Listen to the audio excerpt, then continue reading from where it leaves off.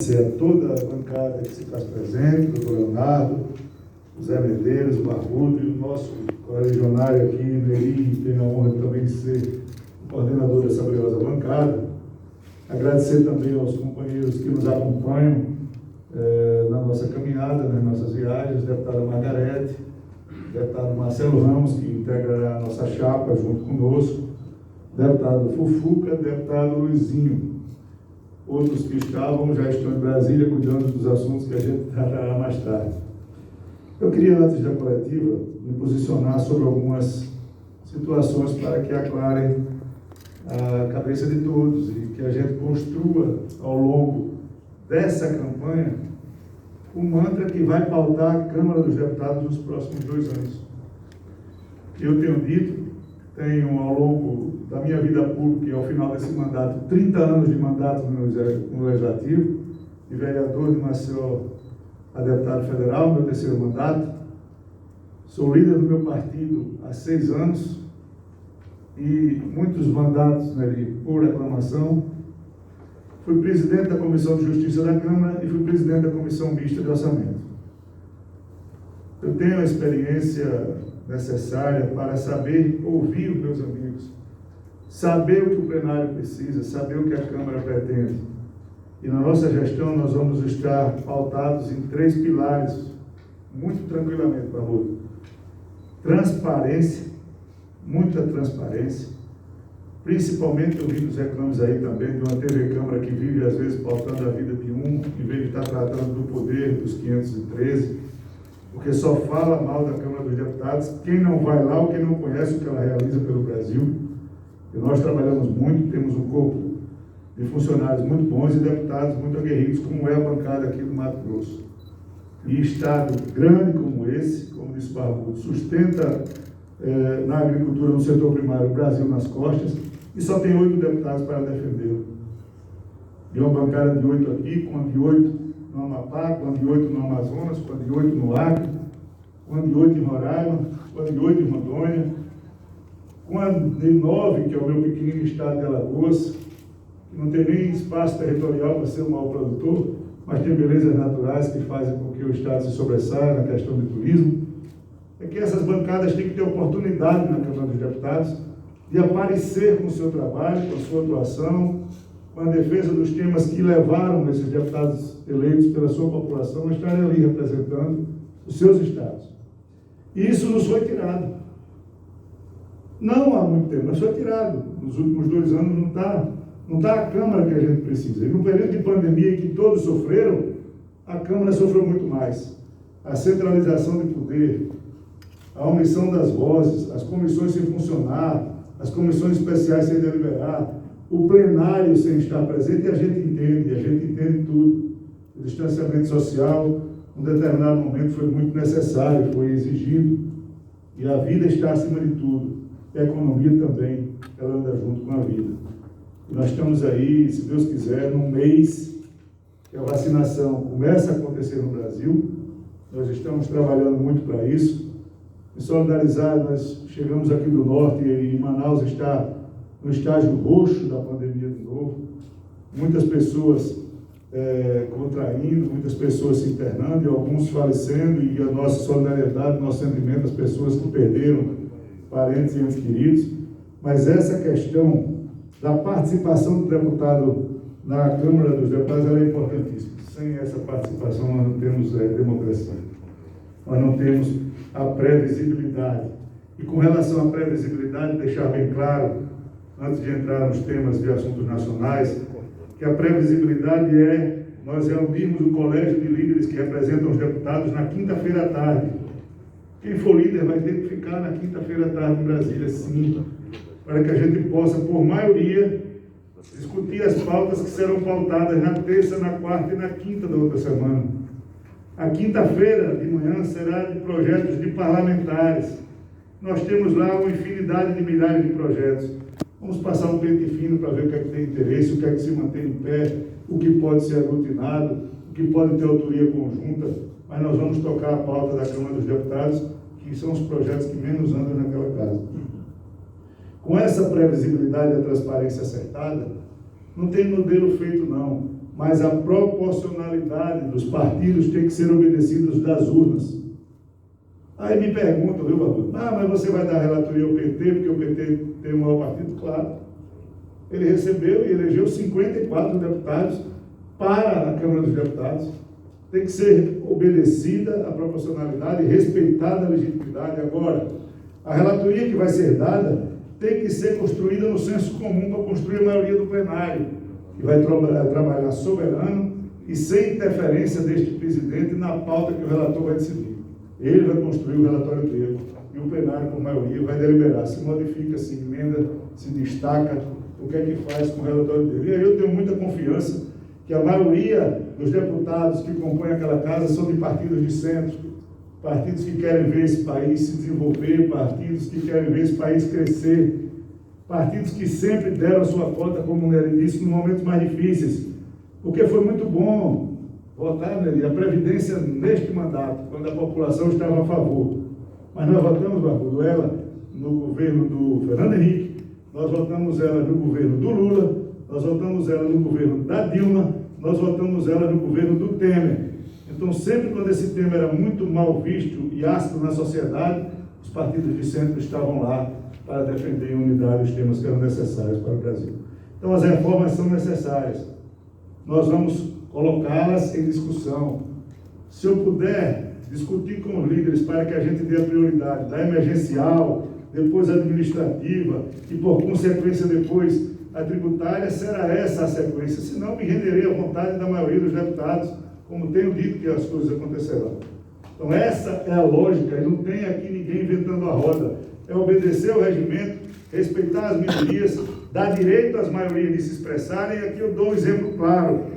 Quando nós estávamos votando, que vocês falaram aqui do licenciamento ambiental, da 910, nós discutimos, pedimos para votar, mas o que a gente não pode deixar, com todo esse arcabouço de discussão que nós podemos fazer na Câmara, é que as versões fiquem maiores do que os fatos. Quando a versão fica maior do que o fato, nada anda naquele Congresso, porque são 503 deputados para serem convencidos sobre versões mentirosas, e foi o que aconteceu naquele projeto. Com mais de 400 deputados votando no plenário, o presidente, como o Nelson disse, botou no empenho do braço.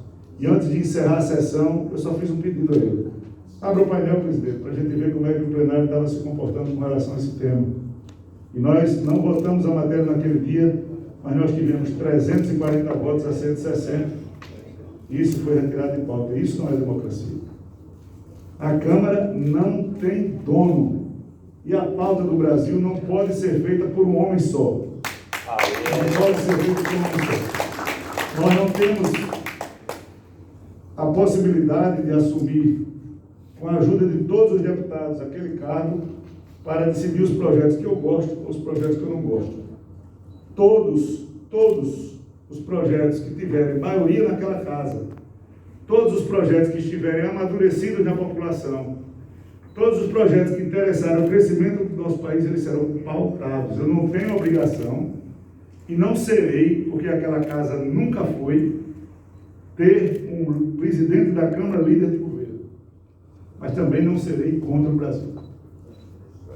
E fique bem claro, o presidente Bolsonaro sabe, o presidente do Tribunal Superior, Supremo Tribunal sabe, os deputados sabem. A cadeira de presidente da Câmara é a maior cadeira da democracia do Brasil.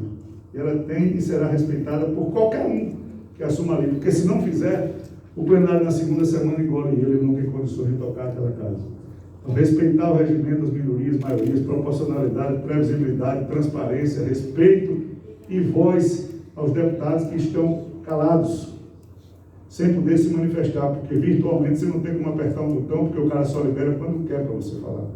No plenário você levanta a voz, levanta o chapéu, dá um grito, faz uma confusão, e ali, respeitando a pandemia, se Deus quiser, com muito menos efeitos por causa da vacina, nós vamos dar um jeito de funcionar presencialmente, fazendo rodízio das comissões, acertando a quantidade de deputados no plenário, mas a Câmara viva, a Câmara presente, com vez e voz para todos os deputados. Quero dizer o seguinte também, agradecer também a alguns deputados que não estão aqui, que justificaram as suas ausências, que estão viajando, né? Deputada Rosaneide, deputado Neuzinho e outros. outros que ligaram para mim, Bezerra. Deixa claro aqui uma outra coisa também. Neri sabe disso, é vice-presidente da Frente Parlamentar da Agricultura, e esse Estado tem essa vertente. Eu tive a preocupação de procurar as 6 maiores frentes parlamentares do nosso Congresso, com maior presença de deputados, e muito especialmente a FPA.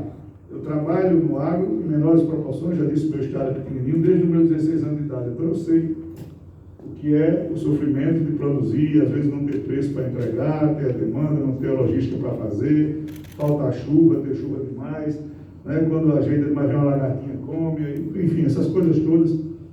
E com a Frente Parlamentar de Agricultura, que foi relegada a segundo e terceiro plano na pauta do presidente Rodrigo Maia, por exemplo, eu fiz alguns compromissos de pautar matérias, não garantia aprovação, mas de pautar matérias, fazer uma discussão séria, e dentre elas o licenciamento ambiental, regularização fundiária e o trato dos defensivos agrícolas, um código para que a gente possa desmistificar essas questões. São temas fáceis?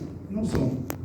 Mas você pode pautar 1 ou 2 por semestre e deixar que a discussão, que o debate, que as versões não sejam praticadas e que a maioria seja exercida. Esse é o papel do presidente da Câmara. Eu acho que com isso a gente desobstrui os canais que tratam de atrasar o nosso país, as pautas necessárias para que a economia flua, o respeito absoluto pelo teto de gastos, é importante que a gente diga isso, mas cumprindo a nossa obrigação com a PEC emergencial.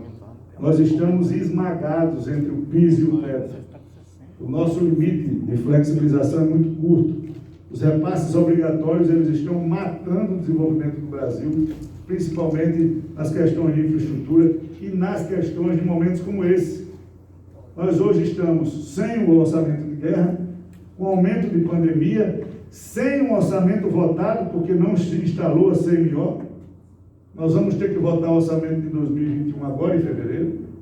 E o que é que nós vamos fazer com os nossos irmãos que estão abaixo da linha da pobreza? Quase 20 milhões de brasileiros que nem parte do cadastro único faziam e que vão agora, a partir de janeiro, não ter acesso a nada de novo, com a pandemia de novo recrudescida. Então, essa é uma discussão que a gente precisa fazer com responsabilidade, porque a gente cobra isso, deputado Marcelo, há meses na Câmara, meses. Se pegar aqui as nossas redes sociais, nós cobramos do governo, do Congresso, um posicionamento a respeito desse assunto há meses. Não posicionamento de rede social de ocasião, para tripudiar em cima de 200 mil mortes de brasileiros. Querer fazer convocação do Congresso no recesso, sem um orçamento, sem uma previsão, para dizer que tem que dar um jeito no coronavírus no recesso, isso é demagogia, isso é tripudiar sobre o sofrimento do povo brasileiro e de qualquer povo no mundo. Isso nós não vamos fazer, isso nós não faremos. A gente é o que é, não o que a ocasião pede. E é por isso que a gente conta com a confiança dos nossos deputados, dos nossos amigos, e vamos ter, não talvez a cúpula de todos os partidos, mas nós vamos ter esmagadoramente os votos dos deputados que compõem esses partidos, porque não foram esses partidos consultados pela cúpula, como foi o caso do PSL, e onde deu uma demonstração de que um não pode decidir por 53, por 32 votos decidiram fazer parte do nosso bloco. Então eles não são minoria, não são traidores, não são dissidentes. Eles são uma maioria que no momento adequado não foi ouvida e onde puderam se posicionar. E eu agradeço aqui em seu nome, ao teu partido, que arrumou um alinhamento que nós vamos fazer, além do maior bloco, uma eleição mais tranquila, mais harmônica e com interesses de pacificar aquela casa, porque a partir do dia 2 de fevereiro nós precisamos pensar no país, independente do resultado eleitoral. Eu acho que administrativamente é uma eleição importante, politicamente para o Brasil também, principalmente se eleger um presidente que não ouça o que o Congresso quer e sim o que ele acha. E quando você elege alguém que não sabe nem o que acha porque é candidato de outro, aí é que é mais difícil. Imagine se eu, para falar com o presidente que se elegeu, vou ter que falar com esse presidente para saber se eu posso tratar com ele. Então a gente precisa deixar de ter um presidente eleito da interrogação. Será que vai ser? Será que amanhã eu estou contra? Será que amanhã eu estou a favor? Será que eu estou a favor desse tema hoje? Será que eu estou contra esse tema amanhã? para eleger o presidente da exclamação. Afirmativo, que você sabe que muitas vezes você não pode concordar, mas tem a previsibilidade do pensamento, das ações, dos compromissos e, acima de tudo, da palavra que empenha naquela casa. Queria deixar isso muito bem claro à imprensa do Mato Grosso, para que formem uma opinião a respeito das minhas propostas para o mandato de 2 anos, se vier a ser eleito, e estou aí à disposição das perguntas que a imprensa, por acaso, queira fazer. Muito obrigado a todos e principalmente à bancada do honroso Estado do Mato Grosso, que hoje nos prestigia com a presença e com os votos. Muito obrigado.